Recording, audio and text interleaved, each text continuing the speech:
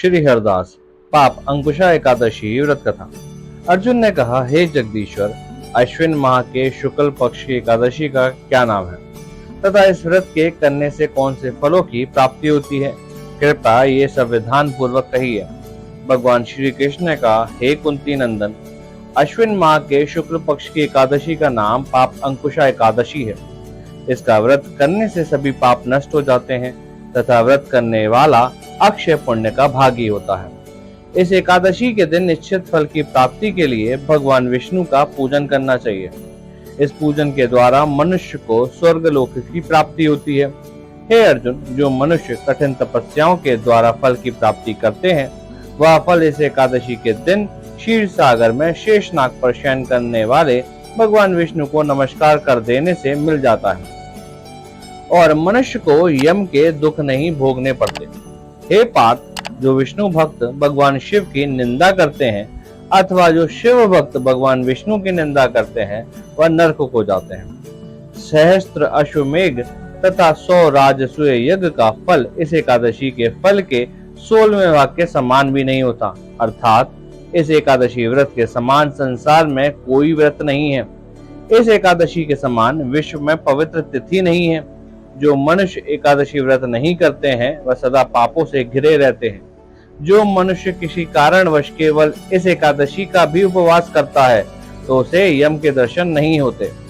इस एकादशी के व्रत को करने से मनुष्य को निरोगी काया, सुंदर नारी तथा धन्य धान्य की प्राप्ति होती है और अंत में वह स्वर्ग को जाता है। जो मनुष्य इस एकादशी के व्रत में रात्रि जागरण करते हैं, उन्हें सहज ही स्वर्ग की प्राप्ति होती है।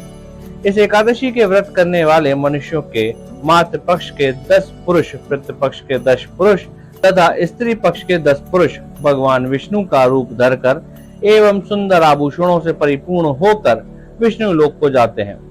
जो मनुष्य अश्विन माह के शुक्ल पक्ष की पाप अंकुशा एकादशी का विधान पूर्वक उपवास करते हैं, उन्हें विष्णु लोक की प्राप्ति होती है। जो मनुष्य एकादशी के दिन भूमि, गौ, अन्न, जल, खड़ाऊं, वस्त्र, छत्र आदि का दान करते हैं, उन्हें यम के दर्शन नहीं होते। दरिद्र मनुष्य को भी यथाशक्ति कुछ दान देकर कुछ पुण्य अवश्य ही अर्जित करना चाहिए। जो मनुष्य तालाब, बगीचा, धर्मशाला, प्याऊ आदि बनवाते हैं, उन्हें नर्क के कष्ट नहीं भोगने पड़ते। वह मनुष्य इस लोक में निरोगी, दीर्घायु वाले, पुत्र तथा धन धान्य से परिपूर्ण होकर सुख भोगते हैं तथा अंत में स्वर्गलोक को जाते हैं। भगवान श्री हरि की कृपा से उनकी दुर्गति नहीं होती। कथा का सार, मनुष्य को पापों से बचने का दृढ़ संकल्प करना चाहिए।